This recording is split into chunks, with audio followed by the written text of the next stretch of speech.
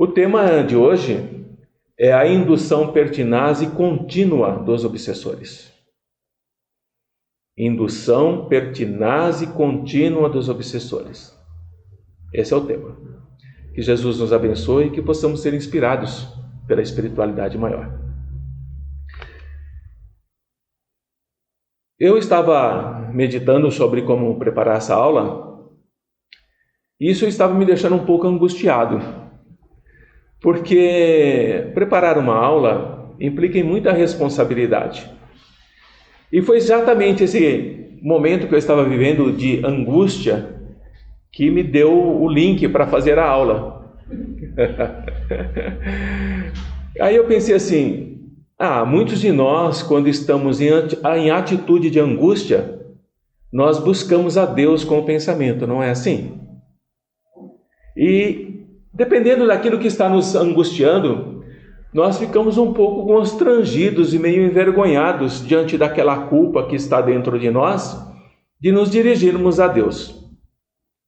Será que eu tenho esse merecimento de me dirigir a Deus com todo esse drama que eu carrego, com todas essas ações pecaminosas, vis que estão em mim?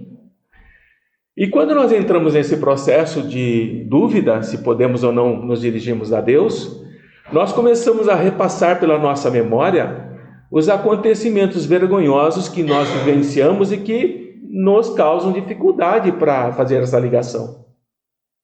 Começa a vir à nossa mente tudo aquilo que nós cometemos de errado. Para uns nem tão profundamente, mas para outros é algo que limita até a capacidade da existência.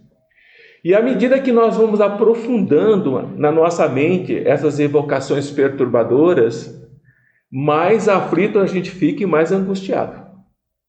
Quem de nós aqui já não vivenciou esse momento de aflição e aumentando e a angústia aumentando e começamos a ter sintomatologias físicas, falta de ar, tremores, a mente já não funciona direito, não conseguimos coordenar as nossas atitudes.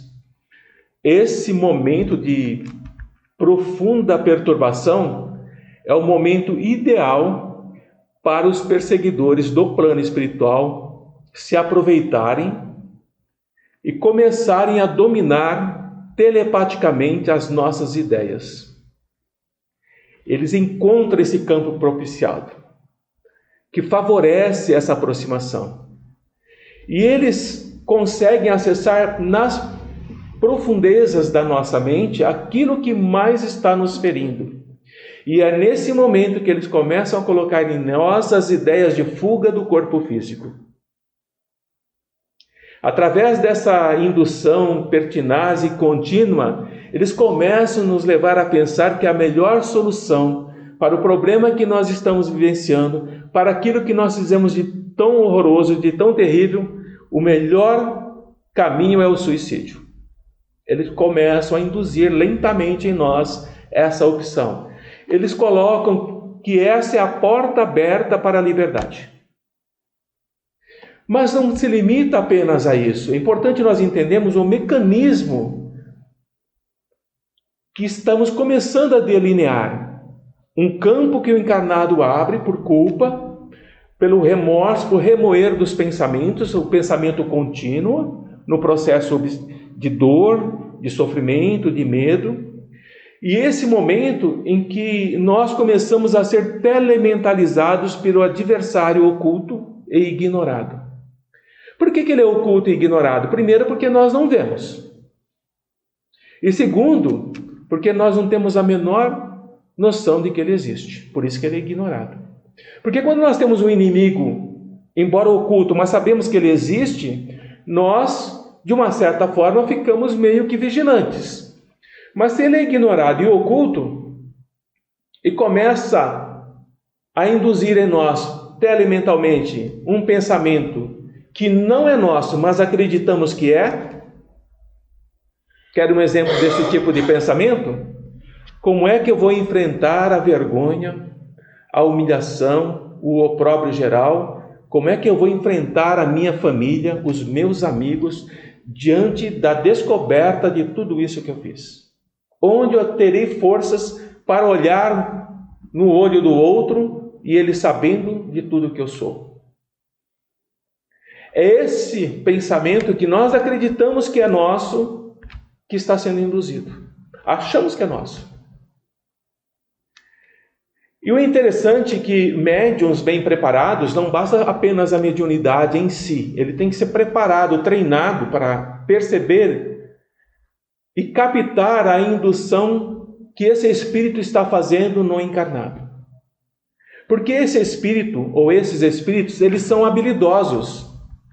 Eles agem de uma forma muito sutil. E eles não se permitem trair, eles não se permitem ser identificados.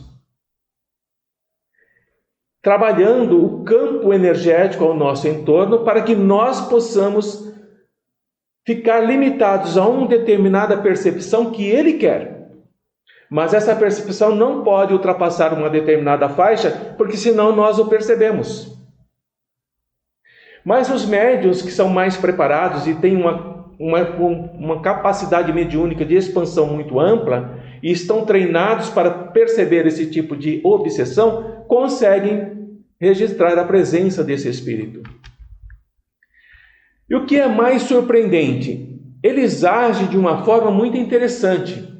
Eles vão inspirando em nós a ideia de morte, através do suicídio, como se ela nascesse do nosso íntimo.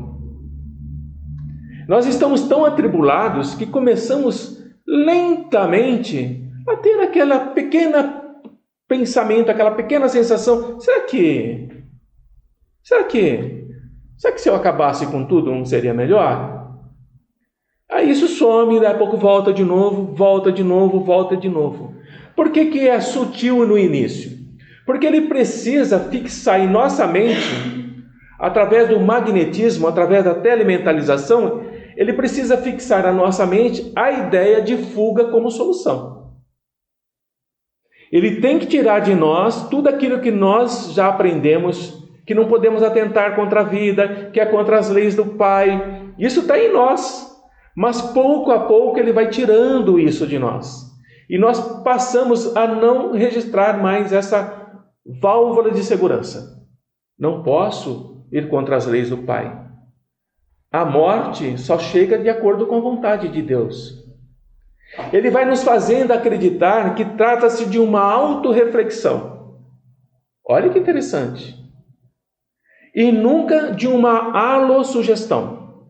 A alossugestão é o envolvimento magnético, mental que ele cria em torno de nós. Isso é uma alossugestão. Onde nós vamos, essa sugestão está conosco o tempo inteiro.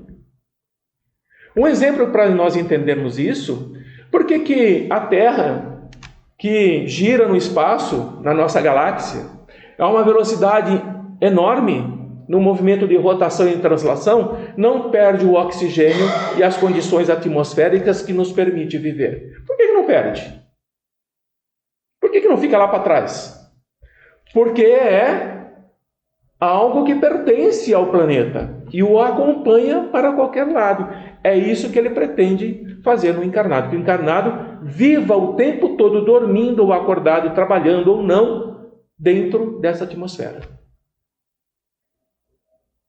Estão começando a perceber as nuances da obsessão pertinaz e insistente? Mediante esse comportamento, então, nós vamos acreditando que a atitude mais lógica e, portanto, mais aceitável é aquela que eu acho que estou pensando acabar com a vida. E a nossa mente sendo invadida por esse algoz, ela vai fazendo que nós nos tornamos vítimas de uma consciência entenebrecida. No momento em que ele percebe que todos os nossos campos de energia estão sob o controle dele, a forma de suicídio passa a se tornar mais concreta, porque nós não conseguimos fugir mais. E como isso acontece? Nós pensamos assim, isso através de entrevistas que a gente vai fazendo e as pessoas nos contam. O suicídio através do gás, ele é repousante, ele não tem dor, ele não tem tormento. É o que passa pela cabeça. O outro pensa assim: o enforcamento, eu já pesquisei na internet, se for bem calculado, ele dura no máximo 3 minutos. Aqueles que não pesquisam e que fazem um suicídio por uma impetuosidade, às vezes dura muito tempo. E há estudos científicos em pessoas que foram enforcadas ou pela determinação da justiça ou por outros fatores, em que o coração continua batendo ainda 10 minutos, embora não haja mais fluxo sanguíneo para o cérebro, não há mais oxigenação. Outra forma que se pensa é atirar-se sob as águas de um rio. A outra forma é as rodas de uma locomotiva, ou de um carro, ou de um caminhão. Então existem várias formas de pensamento que eles vão incutindo lentamente em nós, e elas não se apresentam tão aterradoras como nós estamos sentindo agora. Pouco a pouco nós vamos nos habituando a essa imagem e acreditando que é muito rápido. Esse inimigo que vai se assenhorando do nosso pensamento, com esse propósito de nos levar ao acionamento dos centros do córtex motor. Olha aí, ele começa na mente, pouco a pouco, vai nos induzindo. Quando nós aceitamos a ideia, ele aciona o córtex motor, que é a atitude. Eu começo a me movimentar para montar o processo de morte através do suicídio. Eu vou comprar uma corda, eu vou planejar olhar um viaduto que eu possa saltar, eu vou verificar onde a correnteza é mais forte, eu vou conferir o horário dos trens para que eu possa me jogar sem que ninguém consiga me impedir. Esse é o momento da ação. E esse momento é que nos leva a acreditar que estamos realmente nos partindo para a porta da liberdade. E esse estímulo, meus amigos, é devastador.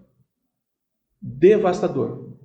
Principalmente naqueles que não têm nenhuma formação moral espiritual, em que apenas a matéria tem validade, tem permanência. É interessante quando nos dizem os amigos espirituais que nós estamos cercados por uma nuvem de testemunhas. Esses espíritos obsessores, eles estão sendo observados pela espiritualidade superior. A espiritualidade superior, que está tentando ajudar o encarnado, que está sob o efeito desses espíritos, por que não consegue alertar o encarnado, embora esteja lá tentando ajudar? Porque o campo mental do encarnado está totalmente envolvido nas malhas magnéticas do obsessor. Por mais que a espiritualidade tenta, ele não consegue perceber. Muitas vezes, quando o esforço de libertação do encarnado é sincero, ele quer se libertar, ele quer sair daquela situação, a espiritualidade atua de uma forma mais contundente. Ela age mais fortemente. Eu peguei a experiência do Mauro, o sacerdote, no capítulo 10, porque ele quer se libertar do processo da pedofilia. Ele quer se libertar da questão do masoquismo, do sadomasoquismo. Mas o cerco é tão forte que ele não consegue. E o mentor, que é o Anacleto, ele percebe a aflição da mãe do Mauro. Ela está em pranto e em prece. E ele vê naquele momento apenas uma solução imediata para evitar que o Mauro vá para o suicídio, porque ele já está pensando nisso, sob a indução do obsessor. O que o Anacleto pede? Orienta a mãe para se aproximar do filho, para se apresentar a ele e acordá-lo para a realidade. Mas como isso é feito? Como ele consegue isso? É uma coisa linda, porque ele diz assim, o Anacleto, ele pede ao Dilermando, que é um outro amigo espiritual, pede a Martina e ao Miranda que se concentrem, 3 espíritos que se concentrem firmemente, oferecendo energias próprias, olha o esforço, para que a mãe do Mauro se materialize. Enquanto orientou a mãe que focasse o campo mental do filho e o chamasse nominalmente várias vezes. Imagine a cena. 3 espíritos se concentrando, uma mãe se materializando, um filho encarnado sob controle do obsessor, e a mãe precisa tirá-lo desse processo. E esses amigos doando energia o tempo todo. Quando a mãe os chama fortemente, essa onda mental da mãe penetra o cérebro do sacerdote, que experimenta um choque vibratório. O que causa esse choque vibratório? O fluido cósmico, universal, se transformado em fluido magnético, que percorre todo o corpo do Mauro, pela coluna espinhal, fazendo-o despertar da letargia doentia. Aquele choque, pelo chamado da mãe, faz com que ele desperte. E o Filomeno continua descrevendo: ante a força poderosa do pensamento do amor, aureolado pelas vibrações defluentes da prece dos outros espíritos, o adversário desencarnado, o obsessor, experimenta forte reação nervosa do paciente.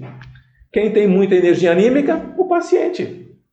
Ele precisava só manipular, só saber acionar esse mecanismo, que desconecta o plugue fixado na sua mente, que ia aceitando o convite para o suicídio. Olha a intenção do encarnado, querendo se libertar, a espiritualidade junto, age de uma forma muito contundente para que o encarnado tenha oportunidade. Somente nesse instante o obsessor percebe os amigos espirituais, que o olhavam com a expressão de misericórdia e de compaixão, não de acusação. Porque a espiritualidade sabia o drama entre eles. E esse momento é que voltamos à questão, somos cercados por uma nuvem de testemunhas. Os obsessores, embora se acreditem que estão trabalhando sozinhos ou sem serem percebidos, eles estão cercados pela espiritualidade superior. Eles não têm o domínio. Como eles acreditam que tem pleno, não tem. O que dá condições para eles não dominarem plenamente somos nós mesmos. É nesse momento que o obsessor retira-se blasfemando, furioso. Não há mais campo para ele. Ele vai esperar outro momento. Quando nós, na mesma situação do Mauro, experimentamos esse estado superior alterado de consciência, nós, assim como o Mauro, passamos a escutar o apelo dos amigos e percebemos eles em nosso entorno, assim como o Mauro, nesse momento, percebe a presença da mãe. E há todo um diálogo entre ele e a mãe. E a mãe diz a ele que o pai não deseja a morte do pecador, mas precisa recomeçar. E que ela continua dizendo para ele que não existe um mal para o qual não tem remédio. Nem a ação, por mais negra, nefasta que nós tenhamos cometido, é considerada como irrecuperável. Cometi um assassinato, um estupro violento. Por mais nefanda que essa ação seja, ela é passível de recuperação. Os nossos erros podem ser hediondos, mas o amor do Pai é infinito. Temos que ter isso em mente. Ele pode albergar todos os crimes, todos, para diluir, nos ajudando como criminosos a nos recuperarmos, a fim de auxiliarmos as vítimas que nós infelicitamos. Porque se nós não fizermos, nós seremos vítimas das nossas vítimas. Porque estamos no mesmo padrão em que os deixamos. E estes momentos, como o Mauro estava vivenciando com a mãe, são os momentos de redenção, de despertar. E essa longa marcha que muitas vezes nós já percorremos ou estamos percorrendo atualmente, ela exige de nós uma recuperação demorada e dolorosa. A cada ação, uma reação. Aquilo que plantamos, colhemos. Mas o fato de nós termos plantado e sabemos que vamos colher não impede a nossa mudança. É o nosso momento de expiar, não de fugir para lugar nenhum. Porque o suicídio somente piora o quadro das nossas aflições. É importante que isso seja colocado.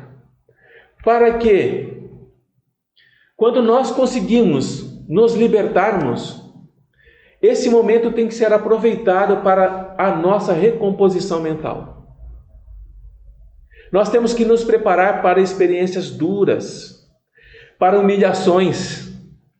Nós temos que nos preparar para recuperar aquilo que nós mesmos causamos. Mas esses meios que vamos enfrentar são as formas de ascensão que nos aguarda. Imaginem, me ocorreu agora, se Paulo, quando Saulo, ao ser chamado por Jesus, Saulo, Saulo, por que me persegues? E vê tudo o que ele fez, pede a um dos seus soldados que o matasse. Recorre ao suicídio, porque não tem forças para reparar tudo o que fez. Mas Saulo não age dessa forma. Ele pergunta: Senhor, o que queres que eu faça? É muito importante essa pergunta para nós fazermos, amigos espirituais, o que querem que eu faça? E aí vem toda a jornada de Paulo. Toda a jornada de Paulo, né, dona Érica? Já está aí, né? Bocejando, né? Quando nos damos conta da gravidade do crime que nós cometemos, nós começamos a pensar com muito cuidado antes de fazermos outros. O que Paulo fez? Repetiu os crimes? Continuou assassinando, perseguindo? Não. Ele reconheceu as atitudes perversas que ele exercia e começou a recuperar aqueles que ele havia infelicitado. Tanto que ele foi plenamente rejeitado a princípio pelos apóstolos. Porque a lei de ação e reação atua em todos os nossos atos. O tempo todo. A alegria ou tristeza depende de como nós agimos. Próximo do nosso final dessa aula, no Livro dos Espíritos, na questão 240, tem uma explicação sobre a subjugação. Está assim: a subjugação é uma constrição que paralisa a vontade daquele que a sofre e a faz agir a seu mau grado, contra a vontade. Numa palavra, o paciente fica sob um verdadeiro jugo.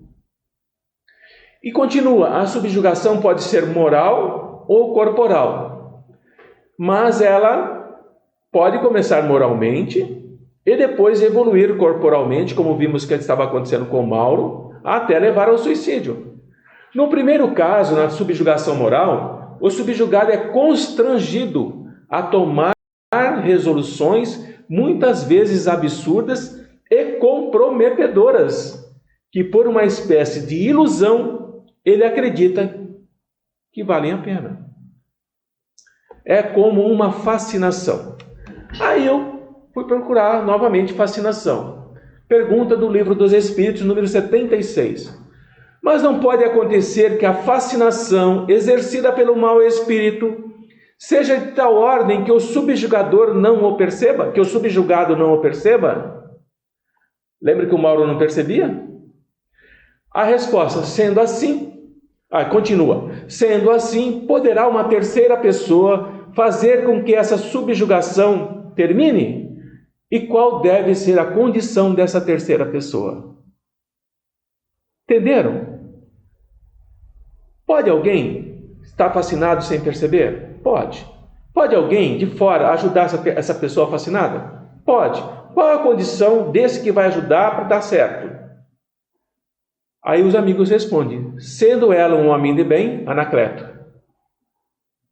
a sua vontade poderá ter eficácia solicitando o concurso dos espíritos bons, Miranda, Dilermano e Amanda. Porque quanto mais virtuoso a pessoa for, tanto maior poder terá sobre os espíritos imperfeitos. Lembra que o obsessor se afastou? Para afastá-los, e sobre os bons para os atrair. Aí vem uma ressalva. Todavia, sempre tem um mas, sempre tem um porém.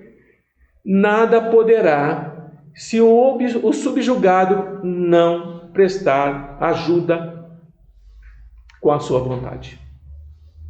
Pode ser quem for. Se o subjugado não quer, não tem o que fazer. Pode vir na casa espírita. Pode passar pelos melhores passistas. Pode estar cercado da espiritualidade. Mas se ele não quer, ele vai evoluir para o processo de subjugação e suicídio.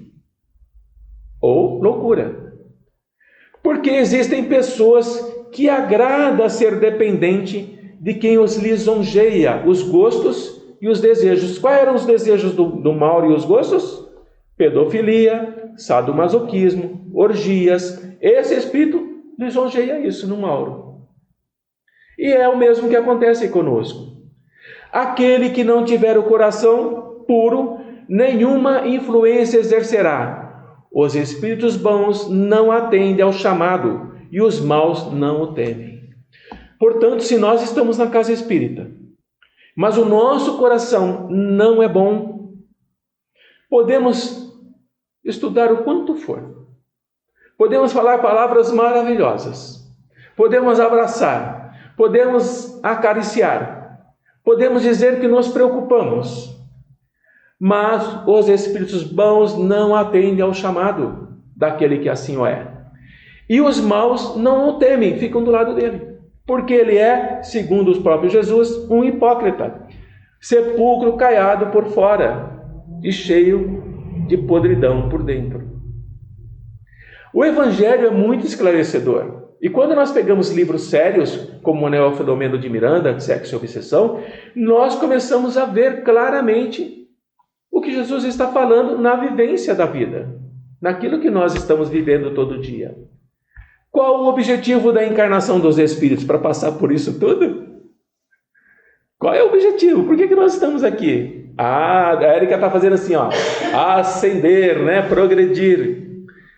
Aí os amigos dizem assim, Érica, Deus lhes impõe, não tem livre-arbítrio. Deus lhes impõe a encarnação com o fim de fazê-los chegar à perfeição. Para uns é expiação, para outros missão. Mas para alcançar essa perfeição, tem que sofrer todas as dificuldades da existência corporal. Olha que interessante. A gente lê e não percebe. Nisso é que está a expiação. As dificuldades que nós vivemos aqui, na nossa existência atual corporal, é a nossa expiação. As doenças, as dificuldades, os enfrentamentos, os processos obsessivos. Mas a encarnação tem um outro propósito, que muitos ainda não entendem. O de pôr o espírito em condições de suportar a parte que lhe toca na obra da criação. Quer dizer que nós temos uma tarefa na obra da criação? Temos, mas só quando nós estivermos no processo de perfeição. Até lá, a gente só atrapalha. E dá trabalho. E não acredita. E acha que é fantasia. E acha que não tem merecimento. E vai por aí afora. Mas se nós começarmos a olhar, como Jesus nos diz, sois deuses, parece que fica fácil, né? Sei. Joana de Ângeles começa a nos dizer o seguinte, para encerrar. A consciência não é inteligência no sentido mental. Então aquilo que nós... abre a tua consciência, abre a tua mente, a gente está equivocado. Ela diz que a consciência é a capacidade que nós temos de estabelecer parâmetros para entender o bem e o mal. Isso é consciência. O que é o bem? O que é o mal? Quando eu entendo, eu faço a escolha. Eu decido. Optando pelo primeiro e seguindo a diretriz do equilíbrio, das possibilidades que estão em nós, desenvolvendo os recursos atuais em favor do próprio ser. Essas possibilidades, quando nós optamos pelo bem, estão adormecidas em nós, porque elas são a presença de Deus em todos, aguardando o momento de desabrochar e crescer. Opa, todos? Quer dizer que aquele obsessor tem a presença de Deus nele? Oh, claro que sim. Por isso que os amigos olham com misericórdia e compaixão para ele. Ela continua. Enquanto adormecida, a consciência funciona por automatismo, que ampliam o instinto à conquista da razão. Nós agimos instintivamente. Damos uma de Pedro, catamos a espada e cortamos a orelha do escravo lá do... Até fica dando risada. Lembram que quando foram cercar Jesus, o que Pedro faz? Olha, há 3 anos acompanhando Jesus, só falando de amor e caridade, hein? Pedro tira a espada e corta a orelha do servo. E Jesus repõe lá a orelha através da sua grande generosidade. Quando a lucidez faculta o discernimento, isto é, está em nós e nós começamos a percebê-la, mas nós vamos nos favorecendo dos valores divinos que se manifestam aumentando a capacidade de amar e servir. Servir a quem? A espiritualidade, ao Pai. Porque em Marcos, não me lembro agora o versículo, diz assim: mais importa atender ao chamado de Deus do que ao dos homens. Está lá em Marcos. A quem vamos atender?